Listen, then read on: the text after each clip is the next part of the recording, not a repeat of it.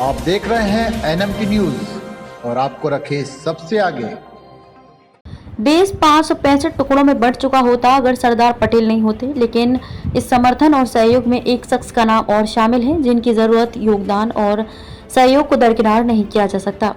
हम बात कर रहे हैं ब्रिटिश शासन में सिविल सेवक रहे वीपी मेनन की। जब भी देश की अखंडता और एकता की बात होगी तब सरदार पटेल के साथ एक नाम खुद ब खुद जुड़ना चाहिए, वीपी मेनन। वप्पला पांगुनी मेनन का जन्म केरल के पलक्कड़ जिले में साल 1893 की तारीख 30 सितंबर को हुआ। एक शख्सियत जो यूं तो सरकारी दरवाजे पर एक मामूली क्लर्क तक सीमित था, लेकिन बुद्धि इतनी तीक्ष्ण थी कि उनके द्वारा सुझाई गई रणनीतियां हमेशा अव्वल दर्जे की होती। यही कारण था कि उन्होंने सीधा क्लर्क से ब्रिटिश शासन के प्रशासन में एक अधिकारी की जगह बना ली थी, जो बाद में वायसरायों और कद्दावर राजनीतिज्ञों के विश्वास पात्रों में गिने जाने लगे थे। पिता पेशे से एक स्कूल के हेडमास्टर थे और 12 भाई बहनों में सबसे बड़े थे। कोयला खदानों में भी किया काम।